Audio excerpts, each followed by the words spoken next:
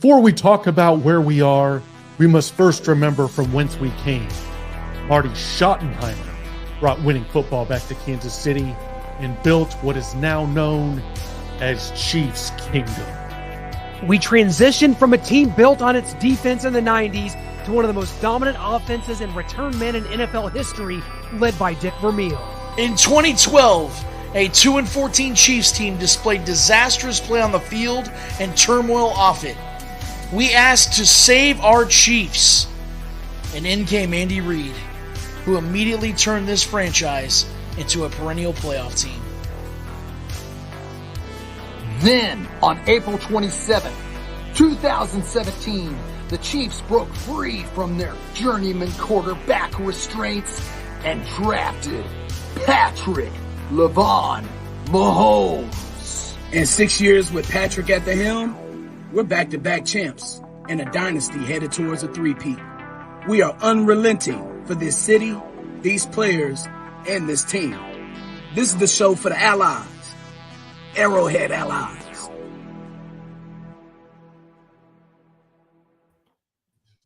Welcome in, everyone. This is Arrowhead Allies, and we are live in Kansas City, Missouri, where you will be glued to your seat for the next hour as we welcome two-time Super Bowl champion and current Kansas City Chiefs safety Justin Reid later on in the show.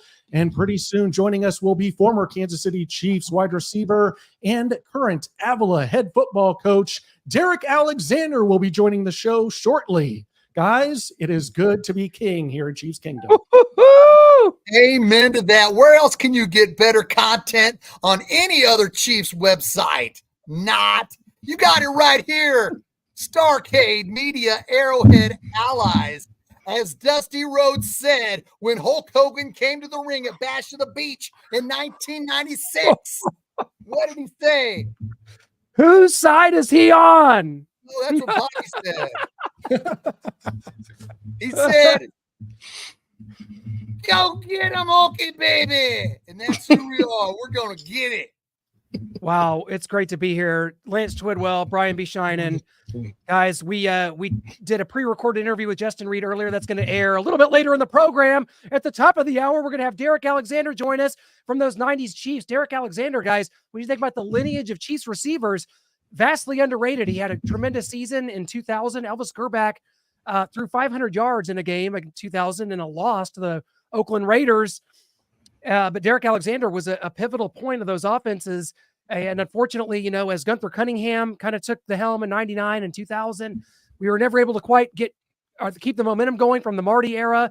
And so Derrick kind of got lost in that, the transition from Marty to Gunther Cunningham. And in 98, Shane, you know as well as I do, that Chiefs team, was that the 16-0 Kansas City Chiefs we were supposed to be? Right. Not quite. Yeah. It was 7-9. Bummer. It was. Derrick Alexander was a highly coveted free agent back when the Chiefs actually paid a lot of money in free agency for wide receivers. Derrick Alexander was that guy. He came in and he was solid. For the 4 years that he was with Kansas City, we appreciated him and we loved his play. You know, number 82, there was some big plays. Who can forget about those reverse sweep or the 80-yard reverse against the Steelers? I mean, he could move. He could move in the open field, and he was a threat down the field. Yes, those were 1998 was supposed to be 16-0, according to Jason Whitlock from the Kansas City Star. It didn't happen, and Marty Schottenheimer retired, and the rest is Gunther Cunningham history. So, yeah, it was a bad year, but glad to have Derrick Alexander.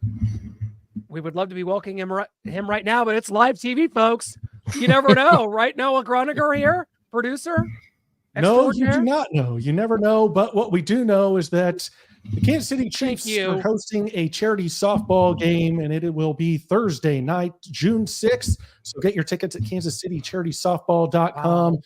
I mean, we've got a lot of good people entering this, whether it's Trent McDuffie, George Karlaftis, obviously being hosted by Justin Reid, who you will hear from later in this show, and Trey Smith will be hosting it instead of MVS, who has found a new home there in Buffalo. Good to have these guys, man. Justin Reid and Trey Smith have become real pillars here And Justin was really one of the good players last year. And he's got some special surprises coming up. We've heard George Karlaftis has been announced. Trent McDuffie just earlier. Luis Reese-Zammit. Can't wait to meet that Brit. And Justin Ross is going to be there. And guys, it's happened. Forget it.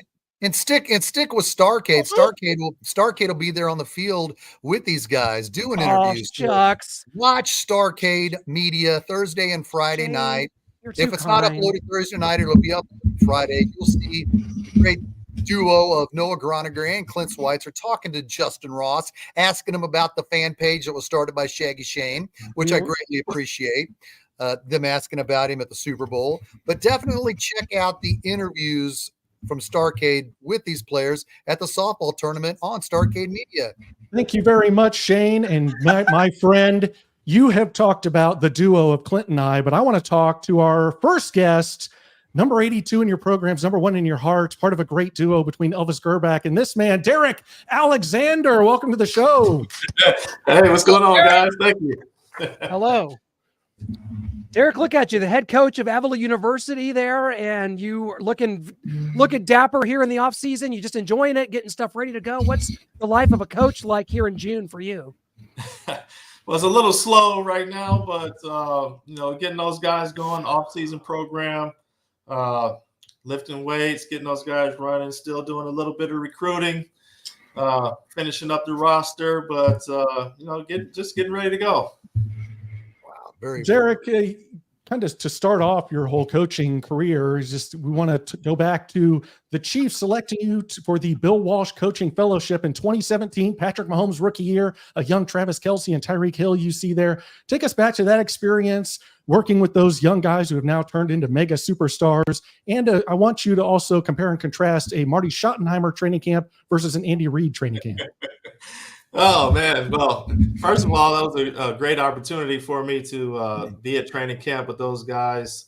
And actually, when I was there, man, you could see that especially Patrick was going to be a special guy. From his rookie training camp, you could tell that he was going to be something special. And Tyreek, seeing him in person for the first time, was like, man, this is the fastest guy I've seen just in person ever. he ran so easily. It was so impressive.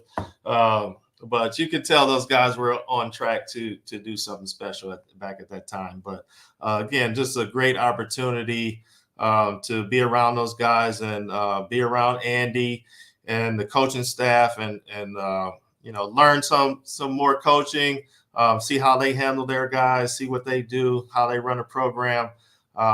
Which helped me to propel me to where I am now.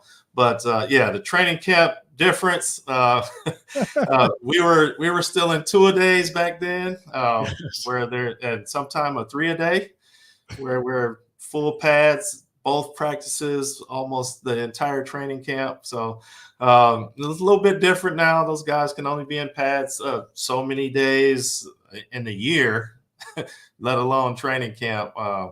But with the off-season programs that they have now, it's a little bit different than what we had. We did have OTAs and things like that. And I think that's kind of where it started, where during the off-season, back in the day, even when I first got drafted back in the 90s, off-season was just beginning to become a thing where guys hung around most of the time in the off-season. So training camp was really a time where you came back, you needed to get in shape and to get ready for the season. Now those guys are in shape. They're ready to go. They have all the offense in. Everybody's been there for a few weeks. And, training camp is just a tune-up.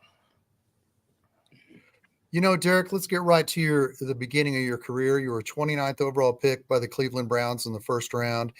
Your rookie season, you got Coach Belichick, a solid veteran quarterback, and Vinny Testaverde. You go to the playoffs. You win a game. You make it to the divisional round. The second season's 1995. You're on your second year in the league. You're the legendary Cleveland Browns. You just picked up Andre Rison as your second wide receiver. You start the season 3-1. Everything's looking for good for the Cleveland Browns as well as the city of Cleveland. Can you tell us what the 1995 season was like when Art Modell announced that he was moving that team at the end of that season to Baltimore? And did the weight of that negativity from the fans of being so brokenhearted, did that fall onto the team's vibe going in or finishing that season? What was that overall vibe like? Because the Cleveland Browns are they have a lot of rich history, and the fact that they left Cleveland like that was shocking. What was that like for you in the locker room? Well, it was tough. Again, because we were coming off a playoff year, and we started off, pretty good the next season. We were looking forward to, taking that next step, trying to advance further in the playoffs. But the announcement, I think, really pulled us down a little bit. It pulled the fans down. The support was leaving. I mean, by the time we got close to the end of the season, I mean, there were no advertisements in the state. It was like we were at practice. It felt like, not a whole lot of support from the fans. And obviously being upset that, to leave a town like Cleveland didn't seem possible. And it really didn't feel real to us during the season. I mean, we were feeling the effects from the fans not being there and things like that. But it really didn't hit me personally until the season was over and I was actually driving to Baltimore. Like, this is going to be our new place.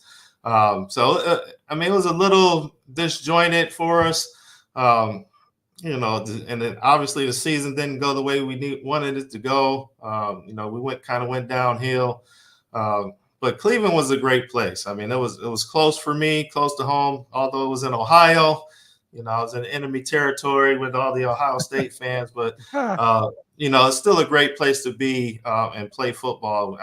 I had a few of my teammates there from Michigan, so it was good. I mean, we had a great time down there. It was a good place. It was a great sports city, but obviously, I mean, the stadium, you wouldn't think that that's an NFL stadium when you go there. Obviously, me coming from Michigan, it felt like kind of a step down. Although our training facility was very nice, right? It was top notch. And then you go to your home stadium. The Indians had just got a new stadium, baseball stadium. The Cavaliers had a new basketball arena, and we were kind of stuck, in the old stadium, which is, what kind of made Modell want to leave. I think he gave them opportunity. I won't get in. I don't know the logistics. I have no idea. But, as far as being a player there, it was, for me, it was a great place. I mean, it was close to home. I got a lot of family and friends that come watch me play all the time. So it felt good. And knowing the Browns tradition and what we were trying to do there, it was kind of hurtful for us to move. But at the end of the day, it's a business, and you got to go where they say go. Yeah, man, you and Gerbag were together at Michigan. How much of that transpired to you all's chemistry in the NFL with the Chiefs, specifically in the 2000 season when you all just went off dynamite together?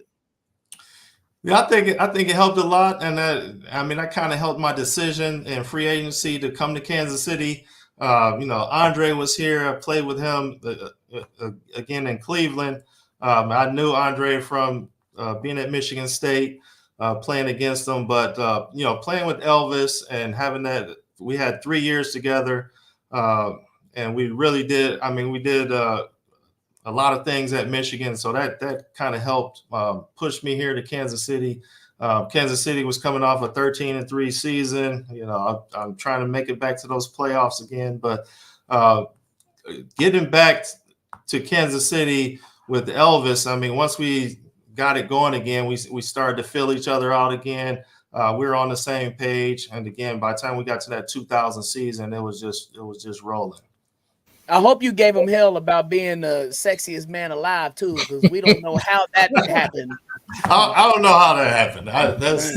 That's beyond me. Elvis is not sorry, Rich. Rich Gannon, we still owe him one for that. Right.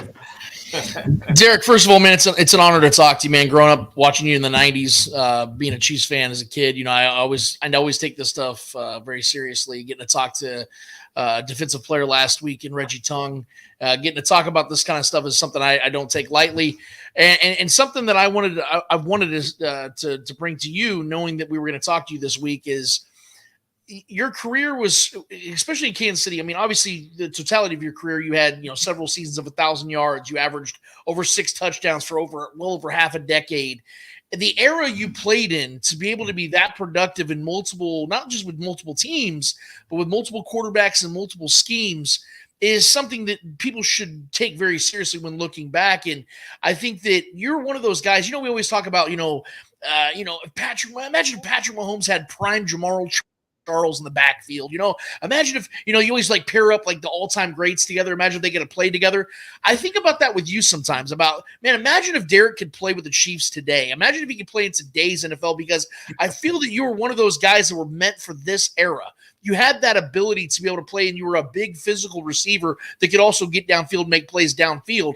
And that is what the NFL is all about today. It's about size and being able to get downfield and catch balls downfield. And so I feel that's one thing. And then another part of it is I feel that also you didn't really get enough credit for the guy that you were in your career. And that's something I've always wanted to ask you is, was that something that fueled you, man? Because I feel that guys that don't get their the credit I feel they deserve, even if you take it, you don't take it to heart, it can fuel you to, what, this next season, I'm going to be the guy that people are talking about. I'm going to be the guy that's going to change the trajectory of a team. Was that ever the case for you, or did you just go with business as usual and you didn't give a damn what anybody had to say about you? Well, I think it's kind of both. It did fuel me to continue to prepare and play as hard as I can, be the best player that I could be. But at the end of the day, that's my job. I came to play every day. I wanted to be the best player that I could be. The awards and everything. I was a Pro Bowl alternate twice. Like that. I mean, and that kind of hurts a little bit. So I didn't have the big name recognition. Tim Brown was going to the Pro Bowl. Jerry Rice when he was with the Raiders, or Jimmy Smith and those guys. And I mean, and it seemed like it was all going off name. It didn't matter, what my stats were. And it seemed like, well, I have to keep doing this if I want to get recognized as, one of the guys that can make it to the Pro Bowl. But, for me, I'm not a big boisterous guy. I'm always known as the silent assassin type of person. So I'm always going about my business. Whether I get the recognition or not, I know I had a great career. I felt like I could, play with anybody. I was one of the best receivers during my time, and I just came out there every week to prove that I was going to be one of the best guys out there. Well, I want to talk about the receiving core when you get to Kansas City in 1998. The Chiefs had signed Andre Rison the year before in 1997. Joe Horn's there kind of primarily as a kick returner. Kevin Lockett is there as well. Add in yourself. I mean, just that group of talent that you had around you.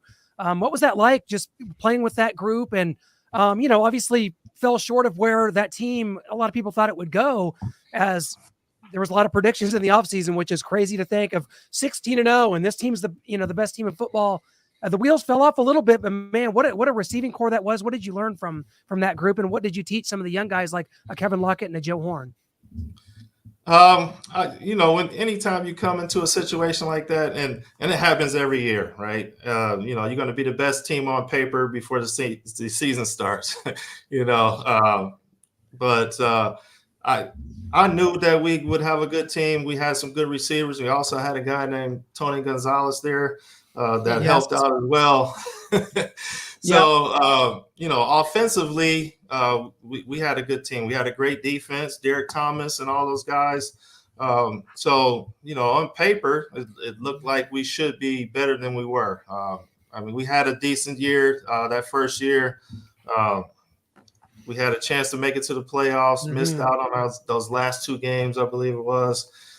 just couldn't pull it off. And then, the NFL is weird, man. It's very difficult for some teams to make the playoffs. I mean, you can make the playoffs here and there, and that's why, like, what the Patriots did and what the Chiefs are doing now is so impressive with getting to all these Super Bowls, because that's one thing that's very, very difficult to do, and to have that success for those guys right now, man, is very impressive. But for me, just coming in '98 with that type of receiving core, Andre is going to do what he does. We're all out there working hard, and I think what we showed those guys, and you could see it with Joe Horn when he left and went to New Orleans.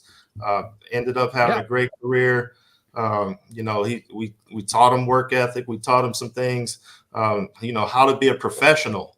I think some of those young guys come in and they think it's college. It's not. It's a business. You got to go about your work and continue to become the best player that you can be. And, it's not just going to be, hey, we'll let you hang out for a couple of years and then see if you work out later. I mean, if you're not working out now, they'll just go find somebody else. So that, that's something that you got to learn as an NFL player, is that you got to be consistent. You got to be tough. You got to make plays when you got the opportunity. Yeah, Derrick, I mean, I'm the shill here for the 90s and the nostalgia. I know I got these Super Bowl trophies behind me because of Patrick Mahomes, but I got to go back to Marty Schottenheimer because that's the era I grew up in and kind of why I'm in sports media today. So although it was only for 1 year, what are some memories that you have of Marty? I know he's a detail-oriented coach. He gave very passionate speeches, was known to cry, shed a tear here and there. And then how surprised were you that he resigned at the end of that season? Marty was another reason I came. A legendary coach. A lot of the things that he did were tough, but that's why I think the teams that he had played the way they did is because of him. His personality, the things we did in practice. We had physical practices. I remember when I came to Kansas City, we had 5 preseason games, so we had an extra game. We had a game in Japan. Yeah. And so here's a crazy thing, right? So we had that first game.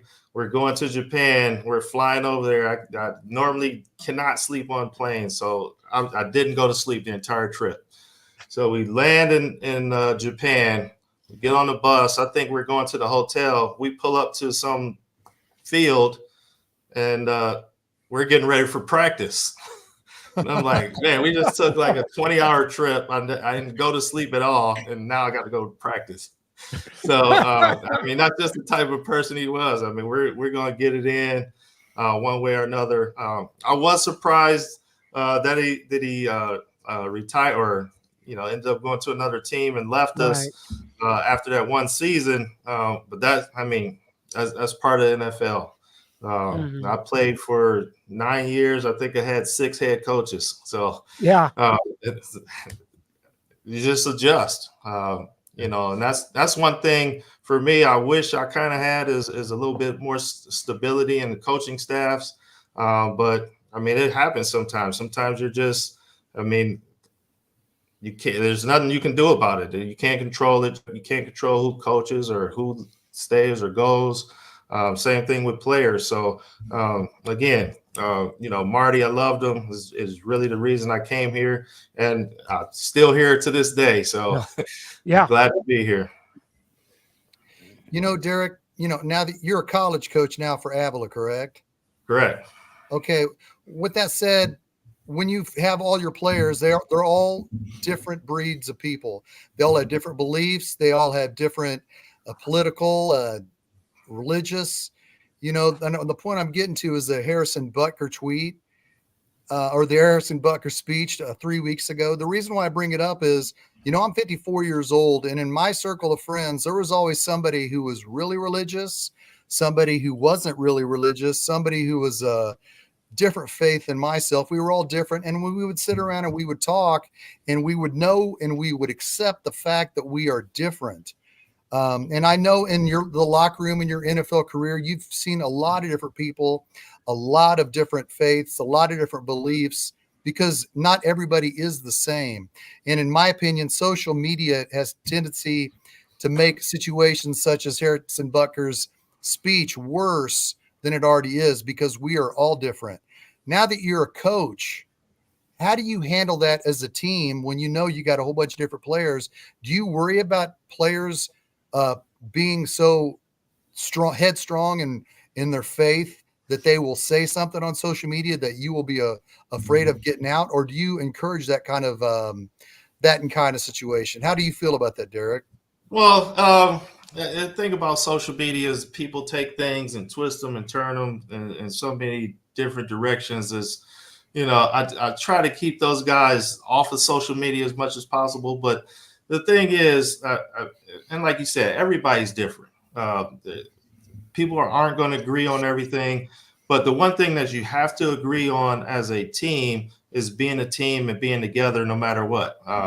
You won't agree on everything. I don't agree with everything that happens, but I know that to keep those guys together, like, we have to find something in common. All right. And that one common thing is becoming a team and striving for something. All right. And we want to strive for our guys, being college students. I want those guys to strive to graduate, to get a degree.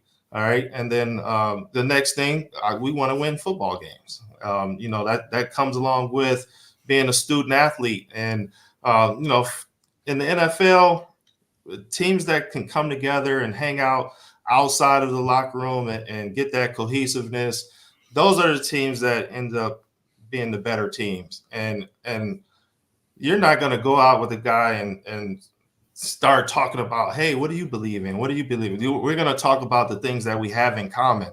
And because obviously everyone's different. People believe in different things. And for me, it's like, hey, you can believe in whatever you want to believe in, as long as we're working towards this same thing. All right. We got to be working towards the same goal, and, believe what you want to believe. You can't just, don't try to force it on me. Right. Let's not talk about that. Let's I'm not going to force anything on you. You don't force anything on me. Let's talk about our common goal that we have in front of us, and let's go get it. Well said. Man, I want to go back to the 98 team, specifically the Monday Night Meltdown, as we know that Uncle Shannon, has one of the most popular podcasts in the world right now. So we know he can talk shit. Okay, we know that. Right. And right. And he's been known.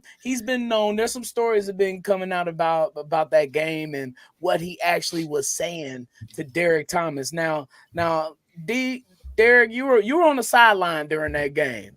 Yeah. You had a front row seat to that Monday Night Meltdown. What was Shannon Sharp saying to Derrick Thomas? I always wanted to know. I can't tell you. I don't know. I wasn't on the field. I didn't hear it. But obviously something was going on, because Derrick, those guys were going at it. And it was, it's the Broncos as well. So I don't know. I can't tell you. I don't know. Do you have any theories? This one, whatever was being said was very upsetting to DT. The stories that I've heard was that he was shouting out his girlfriend's number or his side chick's number, something like that, their phone number. Did you hear anything in the locker room about that? I've heard something to that effect. Okay. All right. First down, 816. Second down, 255. Ropers, I don't know. Man, Derek's dodging Brian's questions like Neo right now, man. He's trying to stay very, very, very careful with that one. I don't blame you. I get it, man. But actually, I'm kind of piggybacking on what Shaggy was just asking you. Shaggy was asking about the coaching side of things for you now, where you're currently at. I kind of want to take it to a different place though, because being an athlete as you were, I feel that the reason why some and most former athletes can't coach, or it's difficult for them to coach, is because of the fact that it comes so easy to you to do what you did. You can just go out there and make it happen. And I think sometimes it's hard for guys to just go and do that. It's hard to get others to do that because they just don't have the same capabilities you do, or, to tap into what, it's going to take for them to start doing it just like you did, or better, whatever the case may be. as a coach, you know, you've been coaching. If correct me if I'm wrong, but you've been coaching since about 2015. Yeah. And now you're a head coach, and so I'm sure there's different challenges that come with every step in that direction, going upward. But just in a general sense, going from being a pro player, you know, you start high school or Pop Warner High School, college, pro, and now you're at this level as a coach. What has it been like, man? Like having to learn how to, because I'm sure it's been challenging as hell for you to take away from, you know, just being a player and taking on that mentality of, I just got to go and do my job. I got the abilities to, let me find out how I can get these abilities out of each and every one of these guys. Because as Shaggy said, you know, every dude's got their own beliefs. Every dude's got their own thing going on outside of football. But every dude is different, too, in how you access their talent. It isn't like it's a robot where it's a set system in place. You have to sometimes be tougher on other guys. You know, other guys, they just do their job. You don't have to worry about them. What has that been like for you? And what have the challenges been that have gotten you to where you've been able to, you know, tap into some of these guys' abilities to become their best version of themselves? So the one thing for me is, and I'm lucky that I got a chance to do, when I first started coaching, I did an internship with a Division III school. But the one thing I found out very quickly is you're correct. Like, guys just can't go do it. And I'm sitting there trying to figure out, hey, why can't you do this? Like, this is very simple.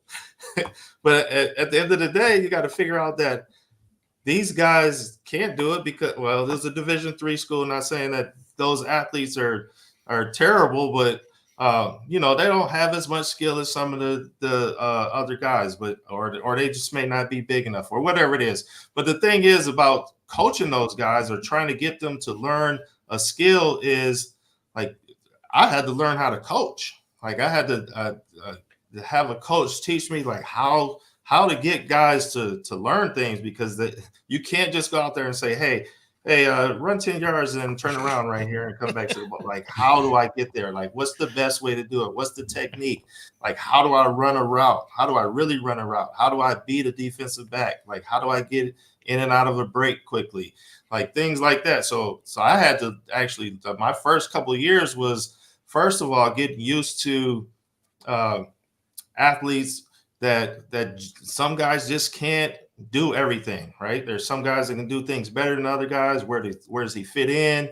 And then how do I coach them? Like, how do you get these guys to do what you're looking for them to do? So, you know, I talked to a lot of coaches. I had a lot of guys that helped me, you know, become a better coach.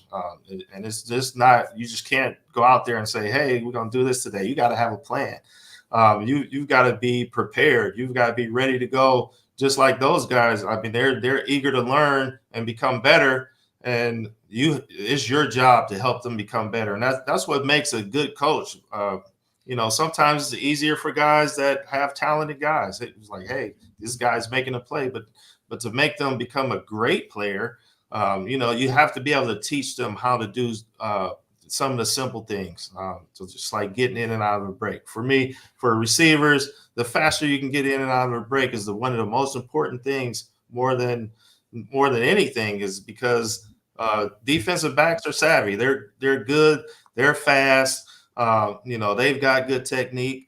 But the one advantage offensive players have is always, you know where you're going and they don't, and they have to react off you. So the faster that you can do things offensively, the better for you. But you know, just learning how to coach.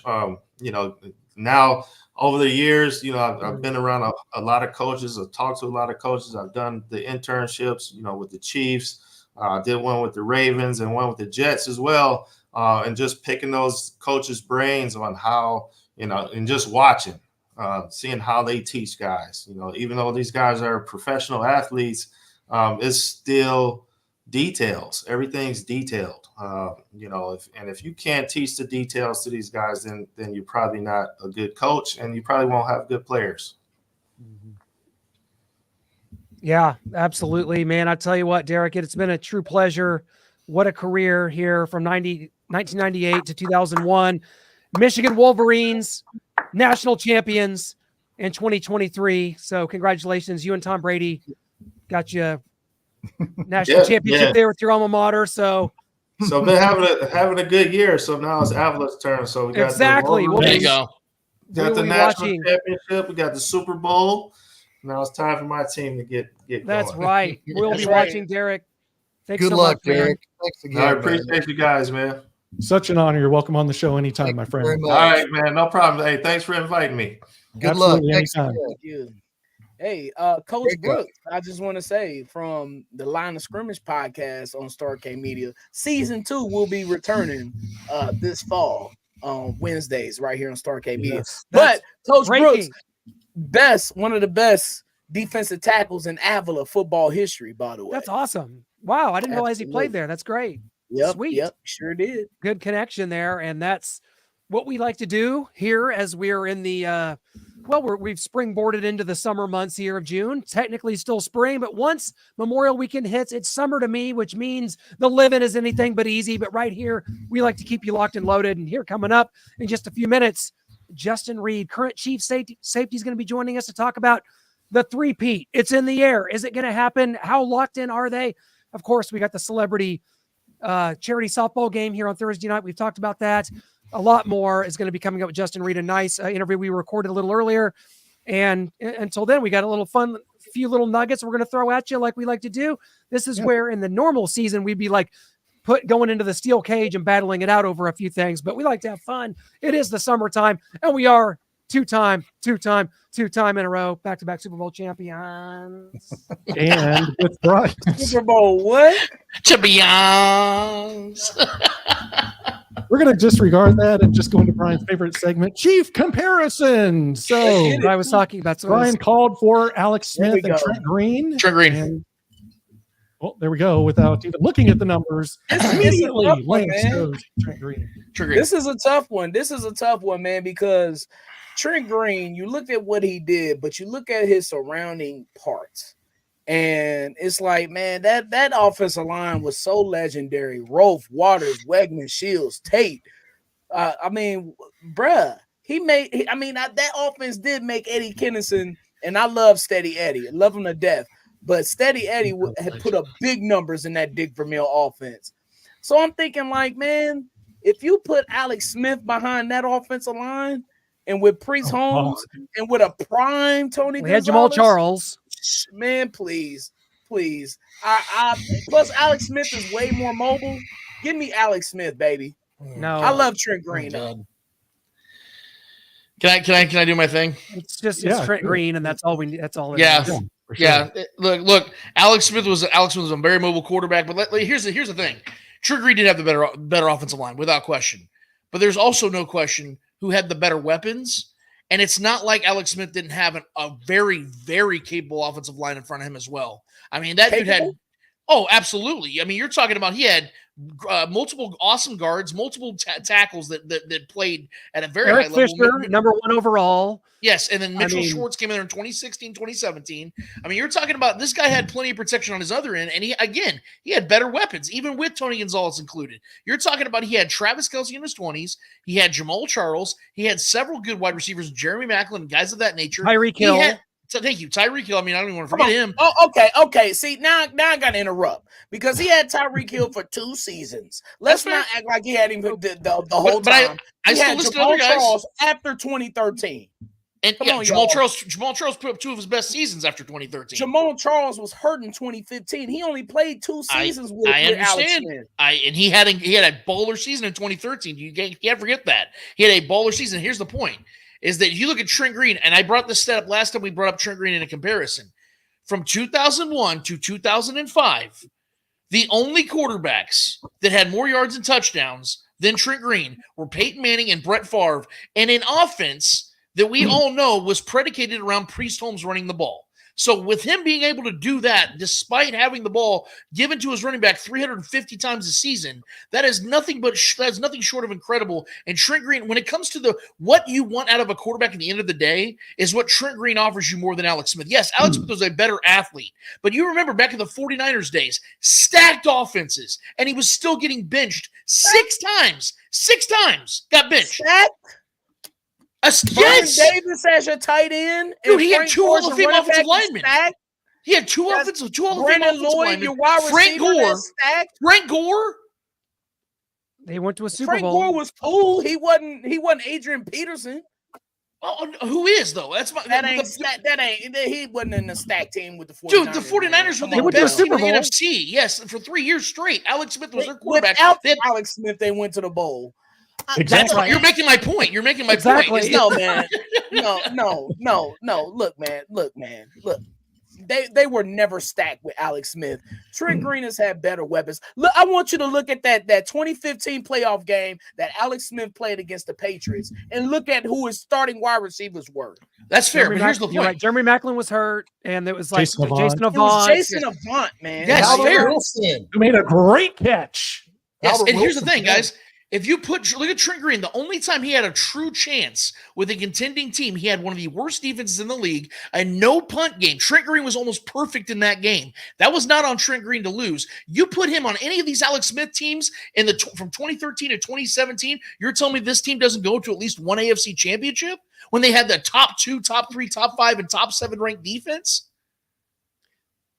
Hey, Lance, how many playoff games Trent Green went in a Chiefs uniform? Did you hear what I meant? The only time Trent Green was healthy with a chance to actually contend, he had one of the worst defenses in the league. I think they were 31st in overall defense that season, but they were number 1 There were ranked other offense. years. How There many were other times did years. Trent Green get to play Brian Hoyer in the playoffs? Exactly. Oh, Thank you, Noah. That's the only. How many times did Trent Green take the Chiefs to the playoffs? Period. Let's do that once. No 3. Come on, man. Should have been in talking about? 05. He got Should've been one. in He 05. got one playoff appearance. What are we And- talking about? We were a perennial playoff team with Alex Smith. When Trent Green got Right. here, the Chiefs were Right. rebuilding from the 90s era. They transitioned. We talk about it in the freaking intro of the show. Alex Smith came here after a 2-14 season. With What are we a- talking about? With the greatest head coach in Chiefs history running We the didn't show. know that back then, Lance. We didn't But he know that. was. We didn't Was- know that. Okay, but he I put was 2 and immediately. 14 I put 2 and 14 on Romeo Cornell more than I Thank put. you. This roster Yeah, was Steve good. Reid 11 and 5. Oh, It thank you for doesn't saving matter. us. We were Shane, 2 break and the tie. 14 for a reason. Shane, who you got? It's Trent, right? We had Matt Castle at quarterback. We're gonna go for our next Alex one. Smith came and immediately took us to the playoffs and should have won a game. You He talk took about a playoff performance. 17 touchdowns. He Look took up us that to the playoff playoffs. performance and look up the wide receivers he had in that game. Dwayne Bowe and Donnie Avery. Who would have been Come on, better than man. anything Trent Green had at wide receiver? No. Shane, break the tie. They're There's asking no for you to time. comment. Tony Russell, comment. Shane. Yeah, I'm I'm going to go with asking, because of begging. consistency, Trent Green. It was Thank you. Just out of Okay. consistency. But Next I one mean, up. That's it. Next one is we've got a doozy Oh, here. man. Ha-ha! Bree Smith. Oh, I've done it again. It's Jamal Jamal for me. Charles. Just kidding, love everyone. That was just a I little, love Priest I had Holmes, to make but fun of myself there. I Priest love Holmes, Priest oh, Holmes, but it's Jamal Charles because he did it without an offensive line and a quarterback. More durable, better athlete, Yeah. better player. Yeah, He was the Jamal. only player on a bad team that everybody knew he was going to get the ball. He still shined. Yep. But I love Priest Holmes, don't get me wrong, but I'm going to go with Jamal Charles. What do you say, Lance? Feel it. No, it's Jamal Charles. He was. Listen, guys. I mean, we're talking about the different. Not he didn't just not have an historic offensive line. He had an horrific offensive line for half of his career. Battled injuries. Still had the highest yards per rush in NFL history, with literally nothing at quarterback and literally nothing at offensive line. He was the guy for the majority of his early career, and still went out there and put up insane numbers. And was an incredible. He was an underrated pass catcher too. So Priest put up better numbers, but he played in an era where it was all centered around him, and he did his thing, no question about it. But we saw once he went off, Larry Johnson came in and was putting up just as big of numbers for a 2-3 year span as well. Jamal Charles was a much more special player. Brian. Jamal? I miss Yeah. saying that. We like Jamal. Jamal We love Charles. Jamal. Jamal Charles was so cold. He was on the brink of topping Derek Thomas as my favorite Chief of all time. Like he was close. But then he had to go to Denver. Well, He was Yeah, broken. last. It wasn't a. He had to go to Denver. They got the name, not the body. Look, all is forgiven with that. Love Jamal. He was so special and so damn rated, man. It was ridiculous how still to this day how people don't put Jamal Charles in the class in this era of what a Marshawn Lynch or Adrian Peterson. To me, he's in that same class. Yeah, I will vote him in the Hall of Fame for sure. Yeah. His yards per carry up there with Jim Brown. Like Jamal Charles was the man. I love him. Definitely one of my favorite Chiefs of all time. Absolutely. Fair And John enough. Harrison here is chiming in. I'm going to throw this in. I think Troy Aikman is one of the most overrated quarterbacks in the Hall of Fame. His team was great with a great defense, top 5 every year, won 3 Super Bowls. Aikman stats, 164 touchdowns, 141 interceptions, and he didn't play in the 70s with bad offenses. My only retort to that, and going back to John Elway's numbers and Troy Aikman, maybe it's just that I'm a shill for the 90s and the era I grew up in. I feel like I've got to protect these guys, even if I didn't like them at the time. They were playing in the 90s. It was a run first. The defense could jam your receivers. They were all over. Leading rusher in NFL history, played on his team. Yeah, and so I got to defend Troy Aikman here a little bit. No, real quick. I don't want to go on this, but you would agree though. There's probably about 13 quarterbacks in that era though that could have won those 3 Super Bowls with the Cowboys though. I mean, there are other quarterbacks. Whether Yeah. it's as many as 13, I don't know. I'm just saying, like Dan Marino never won one, and Trent Dilfer won one. You know what I mean? I think it's a lot of times it's situational, and Troy Aikman is known for winning, not because of what he was as an individual. He to me he was never anything special. He just kind of rode the coattails, stayed out of the way, and had success. It's just my opinion, though. I mean, if he had a clutch gene, he came up with big Lance. throws late in games. Go ahead, Shane. Yeah. We also have to be careful when people say, well, he had all those, he had this offensive line and running game, and Troy Aikman obviously did. Because remember, that's what's so great about being a Chiefs fan the last 2 years. Because people said the Chiefs, Patrick Mahomes will never win a Super Bowl without Tyreek Hill. And he did it, baby. He went back to back, Jack, without Tyreek Hill. Damn right. So, Hi, Tyreek. We love you. that's on Mahomes, baby. It goated him. Dynasty. Tyreek wants a new contract again. Yeah. Tyreek wants a new contract. I'll give him one. Contract, Noah? I'll give him a contract. They just signed Jalen Waddle. They've got, my goodness, the Dolphins going to have, I don't know what the Dolphins are going to do, man. They're going to have good receivers. They're going to be fun and salary cap hell. Yeah. And Just two is like not the even showing up Bengals. to mandatory camps. That's another problem they got on their hands. It is now time as we bid you farewell to take you to our exclusive interview with current Chief, 2-time Super Bowl champion from Stanford University, number 20, Justin Reid is joining us on this very show. And that's it for us. We will see you next time right here That's in Arrowhead it for us here Cheers. live. You will enjoy our pre-recorded interview with Justin Reid right now. Yeah. All right. What's up, Justin, hello, sir. How's it going? Hey, what's going on, guys? Sorry for the delay. No problem at all, man. It's a pleasure. I tell you, it's been a busy off season for you. You're in Japan. You're at the White House, where, by the way, you might as well just move in at this point. And now you've got Kansas City charity softball on Thursday. It's been a busy off season, man. It's going to keep going. How do you make time for all this? You know what? You just kind of keep knocking things out one at a time and don't get too far ahead of yourself and focus on the moment. It's a busy off season and, trying to take advantage of all the momentum and all the great that come with being 2-time world champions back to back. But at the same time, keeping the focus on what the ultimate prize is right now, which is to go back in 3-peat. So just got to take things one day at a time. Absolutely. And Justin, I mean, there's been some new rules this offseason, whether it's the hip drop tackle, them getting rid of that and how that's going to affect you. And also the new kickoff rule, and you could be our new kickoff man. It's an exciting offseason for you. I know you're wanting to get that job. Yeah, you know what? I was actually practicing some of the I practice reps every day. I practice every time we do kickoff or kickoff return. But it's fun. It's a new rule. I think it'll make that play a lot more exciting for all the fans to come in and watch. And then the hip drop tackle, unfortunately, it just is what it is. We don't make the rules. We just have to play by them. And, you just got to play with the cards you're dealt and try and make the most out of it. Man, thank you for joining the show, Justin. Real quick off the field, I know you do a lot with tech.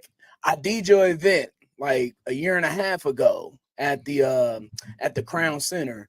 Are you still into tech and and the kids around Kansas City? Are you still involved in that? And if so, can you explain kind of what you do with that? And we know you have a golf tournament coming up, a golf event, June 17th at Oakwood Country Club. Yeah, that's all to benefit my foundation, J. Reid. Indeed, we have so much positive momentum happening right now in the foundation space.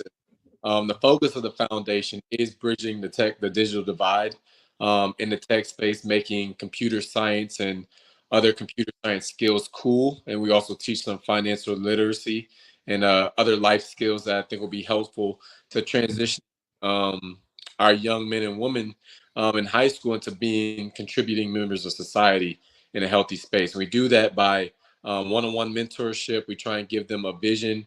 We have Microsoft as a partner in the foundation, so we do Excel proficiency, the whole Microsoft Office suite, and give them familiarity and skills there. Because if you know how to do that, you'll always do a job. Somebody's always looking for somebody to organize their data. And we operate heavily, and we're getting started in Houston, Texas. We're just going to keep that makes sense.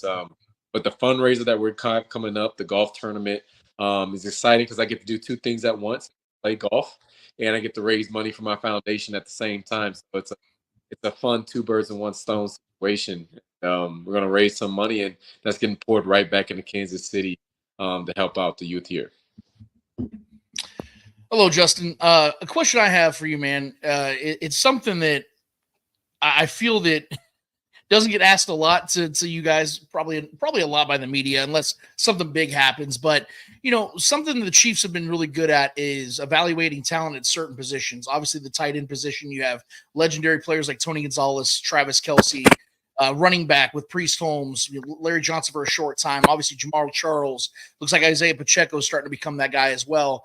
But safety is also a position they've done very well at. Just in the last 10, 12 years, you're talking about Eric Berry. They drafted him. They went and signed Tyrann Mathieu. And now you are currently in that position. You're a two-time champion now. You've helped this team. You've helped this defense do what they've done. And it's something that I've always found interesting, though, because of the fact that although you guys have all played the same position when it comes to the safety position, you, Eric Berry, Tyrann Mathieu, there are differences in how you guys have approached it both on and off the field. And what I mean by that is Eric Berry was more of a quiet guy that kind of just led by example, didn't really say a whole lot, wasn't a hoorah guy, wasn't a social media guy. We knew that Tyrann Mathieu was very different. We knew that he was a very, very much hoorah guy, talked a lot on social media, sometimes to a fault, where him and fans were getting back and forth, a lot of banter back and forth on social media, Chiefs fans. And we know that one thing about this fan base is they're very passionate and they care very much. We're all very much included in that. But I want to know from your perspective, first of all, how do you handle things on the field when it comes to leading the guys, leading the group? Are you more of a lead by example guy? Or are you more of a leader by, hey, let's get this thing going, let's get pumped up, I want to be a guy that's going to be saying things? Or are you a guy that, like I said, keeps it a little bit more on the moderate side? And on social media, how do you handle both the positives and negative things from Chiefs fans and from fan bases across the landscape? I think we lost Justin there for a second here. So we'll see if we can get him back. It's real life, sports fans. Okay. Technology, sometimes it goes awry. So, yeah, we're recording this so we can just wait till he comes back and edit it together. Got some elevator music? Yeah. We got you back, Justin. Lance, I want you to start at the beginning of that and go all the way once again. Yeah, Justin, can you hear us? Justin, can you hear us? Yeah, I apologize. My cut out on me. I couldn't hear a word. I heard that you talked about the Chiefs traditionally doing well drafting the tight end position and the running back position and the safety position, but then I cut that. Perfect. Okay, so basically what I'm trying to get to is we've seen the Chiefs do well at certain positions. Your position is one they've done really well at. And just over the last 10, 12 years, Eric Berry to Tyrann Mathieu to now you're a two-time Super Bowl champion. You helped lead the way. This is kind of a two-parter question, though, because Eric Berry, like I said, was more of a quiet leader, didn't really do a lot of talking, wasn't a hoorah kind of guy, didn't really get the guys pumped by what he was saying on the field. And then on on social media, on the outskirts of things, he was a very quiet guy, went about his business differently than a lot of other people. Then Tyrann Mathieu comes into town. It's a completely different experience with him for a fan's perspective. He was, big time loud guy on the field, and then on social media, sometimes to a fault, he would get overly passionate and things would spill over with fans. He would get arguments with fans on Twitter and things of that nature. I kind of want to get a perspective of who you are as both a player and as a person when it comes to on the field. Are you more of a guy that likes to talk, or are you more of a guy that like, hey man, just follow my lead. I'll show you how to get it done. We'll get this thing done. And when it comes to social media, how do you handle things? Because I know there's both positives and a lot of negatives that come your guys' way on social media, not just from Chiefs fans, but from fans across the landscape. I just kind of want to get an idea of how you handle all of that in one. Yeah, so I see myself as a force multiplier. You know what I mean? I see my value not only in the play that I execute myself and being a physical guy on the field. I like to set the tone. I want wide receivers to know if they come across my way, they're going to get hit and they're going to pay the toll of coming across the highway. But aside from that, my value is also in how well can I make the players around me? How much better can I make the players around me at the same time? So part of my strengths is I'm really good about processing information, shifts, motions, what's about to happen. And I try and put guys in the best position possible for them to make plays as well. So it's not just about me making plays, which I want to make all the plays in the world and, chase all pro and all those things as well. But football is a team sport. And it's about how well can I help the next man be prepared and be confident, because we're going to need everybody. You know what I mean? We're going to need every man on the field to be on the field confident and to know what's about to happen, so that when your opportunity to make a play comes, you make the play. So, I see so much value in that. And that's why I'm so intentional about taking the extra time to work with the young guys, to work with the defense, to have off schedule meetings where I'll text guys after practice, go over different looks that we got just to make sure we're all on the same page. So I like to do that follow-up type of stuff. And then as it comes to the more public space with social media, I like positivity. I don't try and circulate too much around negativity. If you try and find negativity, you'll find it. It's not very hard to find, especially on the internet. There's people, no matter what you do, that'll be upset about some things. There's some people that'll be excited about those things. And I choose most of the time to highlight people saying and replying positive things. So I like to keep my feed mostly positive. Occasionally, I'll snap back if something egregious, you know what I mean, or something I just don't agree with. I need to set the record straight on it. I'll clear the air that way. But for the most part, I think that a more positive space is just healthier. So I try to focus.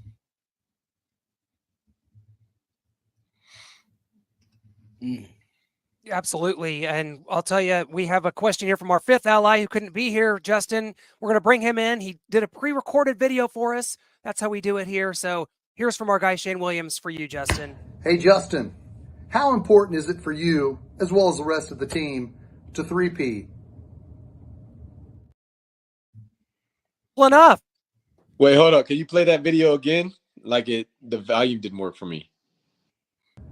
Hey, Justin, how important is it for you, as well as the rest of the team, to three-peat? Oh, huge, man. How important is it for? I mean, this is history.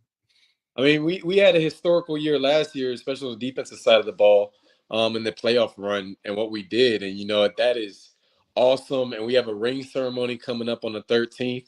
But the day after the ring ceremony, that chapter is closed. Last season, you know what I mean? It's a great accolade. It's something you can look back on the wall, but it means nothing this year. And, we all have our pride and raw hunting. We're trying to reload here and be ready to go on another run and win another championship. And we know that it'll be tough. It won't be easy. There'll be a ton of adversity somewhere along the way. So at some point during the season, fans might lose hope off of whatever happened week, but we're just going to stay strong in our mission and our confidence and respecting ourselves. And we're going to find a way to pull this out and just do it again, because that's what we do here in Chiefs Kingdom. We find ways to win championships.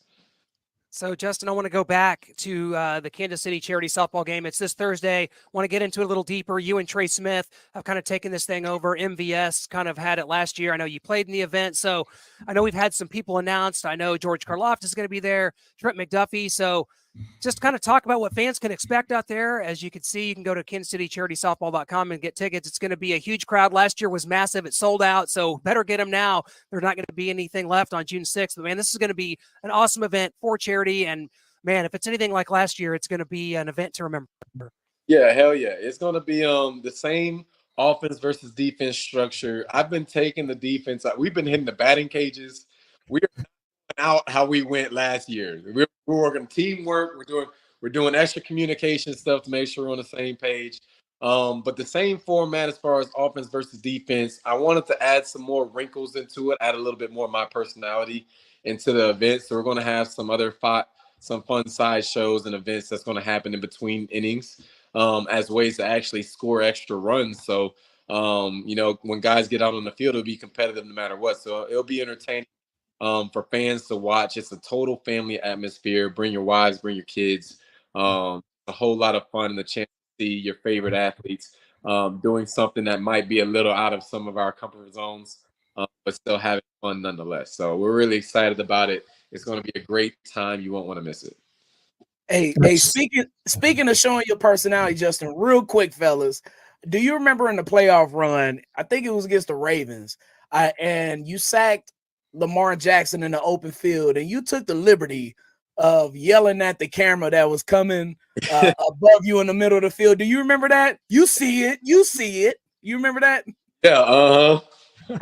Yeah. I just want to tell you, at home, we everybody like erupted. Yeah. So we need more of that, Justin. We need more. All that other, bull job or whatever. Just gonna let the pads talk. You're looking forward to it. And Justin, I want to ask kind of about your development from college, where you went to Stanford and into the NFL, whether it be a guy like Lovie Smith, Romeo Crennel, Anthony Pleasant, and here in Kansas City, Dave Merritt, Steve Spagnuolo. How have each of those guys helped you and molded your game and gotten you to where you are at today? Yeah, it's been huge. And I'm like a sponge, man. Like, I love information. I love feeling like I'm getting better. I love chasing improvement. That's what motivates me. Like, when I feel like I'm getting better, understanding something more, it just motivates me to go even harder. And it really goes back all the way to Dwayne Aquina was at Texas before he came to Stanford. He had a long list of guys: Michael Huff, Sage Griffin, Earl Thomas, Kenny Vaccaro, long list of resumes of successful safeties in the league. And I got to learn from him. From there is where I started learning a little bit more about man coverage, because in high school we played all zone and we did a lot of press work. I worked with a guy, Trent Irwin, who plays for the Bengals. We used to meet after practice all the time and work press man. And then I come into the NFL, and under that time it was Bill O'Brien, and I had two coaches, D'Anton Lynn and Anthony Midget. And from there, it was just like getting adjusted to the speed of the NFL. They were very heavy on being sound in the playbook, knowing what to do, when to do it, making your calls early and loud, having that sense of confidence. So that's where I learned the importance of the playbook from. And Romeo Crennel's defense is not easy. Spags is probably the hardest defense and most complex in the NFL, but Romeo Crennel is chasing right after him in terms of complexity. And then from there, you end up going to like Lovie Smith and a couple other coaches in between. And, what you learn from Lovie's a little bit more playing free, a little bit more zone style defense on a quarterback, let your natural instincts take over. And, from there, you just take pieces of each of them. There's times when you have to play within the scheme to make sure the scheme works. And there's times where, hey, I don't really have a job based on the play that the offense ran, and I have a little bit of freedom. And now you just let your instincts still take over and go try and make a play somewhere else, go try and help somebody out. So there's pieces of all that's just continuing the development. And there's a line that sticks with me to this day that is a quote that said, if you're not getting better, you're getting worse. You know what I mean? So consistently chasing improvement, never feeling satisfied with where you are, never feeling like you have it figured out, but always trying to find ways to keep getting better and adding a little bit more to your game is what keeps me going. 2 years into your Chiefs tenure, you have 2 rings. So, you're 2 for 2 so far. You spoke a little bit ago about how you're just very confident that getting that three-peat. Obviously, that's the biggest goal priority for the entire team. You guys have one mindset. I know that's the reason why veterans like you were on this team to keep the main thing. The crazy thing about it, though, Justin, is that you see the way that you guys have won these back-to-back titles. It was really different, if we're being honest. Not that the defense wasn't good the first time around, but the defense really led the way the second time around. You guys were the steering the ship. I mean, obviously Patrick goes God mode on the offensive side. Him and Travis with the goat to goat connection they have. They get the job done, but what you guys did on the defensive side of things made the ultimate difference. And what I love about the two trips that you guys had these last 2 years is, as I said, the first trip, you guys have the number one offense, explosive. Patrick's winning MVP. You guys have Arrowhead Stadium as home field advantage. And the second time's the complete opposite. They're struggling to move the ball and score points on the offensive side. You're on the road, but the defense continues to maintain things. To me, I feel like this last championship was the hardest one that you guys have won in the Mahomes era. I know you've been a part of 2 of the 3, but I think this was the hardest one. But I'm gonna be honest with you, Justin, and not to make this too long-winded. I think you guys really enjoyed it, though. I think you really enjoyed being a defensive player. And I want to put words in your mouth. I want you to confirm this for me. Maybe if I'm wrong, tell me. But I think you guys really enjoyed being the villain because you guys went on the road and shut up a lot of these crowds and a lot of these fan bases that said, oh, if you just get Mahomes on the road in the postseason, we can take care of business. And the opposite took place. I have to imagine that felt pretty damn good, man.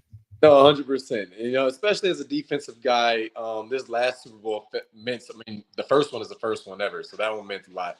But similar to what you said, this last year was a defensive battle. We were the number 3 defense in NFL history throughout the playoffs. So it was like it was a strong sense of pride in the way as a defense we came out formed, and you just find a way to make it happen. And oh man, there's so many points to touch base here. I kind of lost my train of thought. Where were we at with that? Because I kind of asked an open-ended question, but just to kind of compare and contrast these 2 Super Bowl runs for you, and just how I think, even though it was harder, more of a challenging run this last time around, being on the road and the offense clunking, I still feel it was a lot of fun for you guys to prove a point that the defense can get the job done. You can win on the road. So the Kansas City Chiefs are no longer the Cinderella story. You know what I mean? 2019, the Kansas City Chiefs were the Cinderella story. It's been 50 years. They're coming back. Mahomes is playing awesome. He deserves to win a Super Bowl. He ends up winning the Super Bowl. And now we've been on this run that's been going on for 5 years now, and people are kind of tired of the Chiefs always winning. So now, we're no longer the Cinderella story. We're the big bad wolves of the NFL, and everyone's gunning for us. But you know what? I wouldn't want it any other way. You're getting everybody's best shot week in and week out, and biting, scratching, clawing, finding the way to win. And that's what good teams do is whatever you have working, you focus on your strengths, you try and work on your weaknesses. And, the first year our offense was by far our strength. And the second year, when it came down to the playoffs, the defense was our strength. And Pat was still able to make some special plays along with Trav and all the other guys on offense to really make sure we got the wins. But you just got to find a way, and like I said, we're embracing it. We're embracing that role. We're not scared of anybody, and we're ready to go play. Well, Justin, we cannot thank you enough for your time here on Arrowhead Allies, and we're going to see you on Thursday night. Before we hit you go, man, we got to hit you with our final four quick-hitting questions, one from each of us. They'll be fun. We'll make it a fun one, and I'll start because I want to have a little fun here because I want to know in 2032, when everyone's done playing football, this is the president and vice president. Who's the president and who's the vice president here on this ticket in 2032, Justin? Because I'm ready to vote for it right now. You know what? I'll call Trey Smith the president because Trey Smith is just such a smart, cerebral guy. He's the ultimate teammate. He's a guy that everybody wants to. If I'm Isaiah Pacheco, I want to run right behind Trey Smith. Trey Smith is leading the way. I'll call him the president. I call myself the vice president. I'm in. I'm voting for it right now. I'll mail it in. Go for it, Brian. Oh, I'm next? Okay. Yeah. If number 20 was not available, what number would you be? Oh, woof. 20 wasn't available. What number would I be? Single digit somewhere. Probably not far. If I got to go back to Ocho, that's what I wore in college. I go back to 8. It'd either be 8, 7. Why 8? 8 is my favorite number. Perfect, bro. We're gonna go with 8. Why 8? Is that significant to you? You know what? My favorite number growing up was actually 7. But I wore number 1 in high school, and number 7 wasn't available when I was in college. So 7 plus 1 and it also happened to be my best childhood friend's favorite number was also 8. So it made sense. That's perfect. And Justin, I got to ask you, I mean, obviously we signed Chris Jones. It's a great thing, but unfortunately it means you can't keep everyone. How much is this defense going to miss L'Jarius Sneed? Obviously we've had Dave Merritt and others come out and say it's like replacing Michael Jordan. You can't really do it, but we do love what we have in Jalen Watson and Joshua Williams, along with Najee Johnson, Nick Jones. We've got a lot of guys back there to help fill the role in kind of a collective, but how much are we going to miss Justin Reid or L'Jarius Sneed out there? Yeah, I mean, absolutely. I mean, you don't replace a guy like L'Jarius. He's one of one. I mean, the physicality that he brought to this defense, if you put up against anybody, he'd make it a street fight. You know what I mean? It was so fun to watch, and it energized the whole defense to go work. So you're going to miss a guy like that. I wish him all the best. He's one of my good friends. He's also a Louisiana guy, so we have a bunch of connections down there. But still excited for the next man up to step up. That's what this NFL, that's what the NFL is about. There's always so much change and things rotating and spinning around so quickly. It's no different than anybody, but like your guy getting hurt. Guy transfers teams, guy hurt unexpectedly early in the season. The next man up needs to be ready to go, and that's why I emphasize trying to get those guys prepared as possible. Because at some point, whether it's me, whether it's somebody else, we're going to need somebody who isn't a starter to step up and play like a starter and make some big time plays. There's some opportunity on the field for Josh, for Jalen, for Najee, for any of the other guys, some of the rookies that we have to step up and make a name for themselves. Absolutely. We saw Brian Cook go down last year. Mike Edwards, Jamari Connor started getting more reps, and you guys won a Super Bowl. So, yeah, like you said, you got to step up. Go ahead, Lance. Last one. Yeah. So, quick two-parter here. Justin, you got a lot of football left you, man. You're still in your 20s. You got a lot of football left you. Probably play as long as you want to, man. But I've always been interested when players are done, how they handle things. Some get into coaching, some get into broadcasting, and then some just disappear. Say, hey, look, I made generational wealth. Me and my family, we're going to go get an RV or we're going to go get some boat. We're just going to be disappearing, doing our thing for the rest of our lives. What are you going to be doing when the day comes that Justin Reid is no longer playing football? And my second one, because I'm the fat guy on the show, if there's a plate in front of you and you can fill it with one food for the rest of your life, what is it? Okay. I'll answer the first one first. Okay. Wait, sorry. What was the first question? So life after football, what are you doing? Yeah, what is life after football for Justin Reid? I love the game of football. So I would love to do three things. One, Ryan Clark is a really good friend of mine.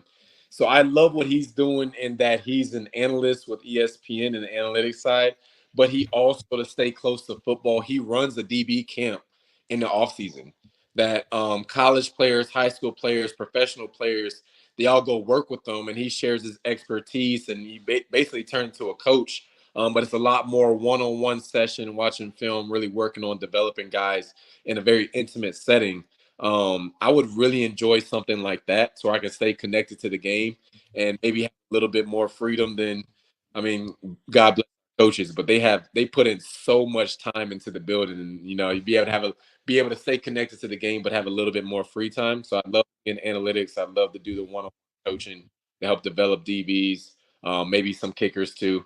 And then the last piece is I'm actually really into commercial real estate. So I have a great down in Tampa that we work with each other constantly throughout the year. She's educating me to hopefully equip me to one day be in a position to start my own. So commercial real estate is another aspect. And if there's one food that I'm going to eat over and over again the rest of my life, spicy gumbo, chicken wing.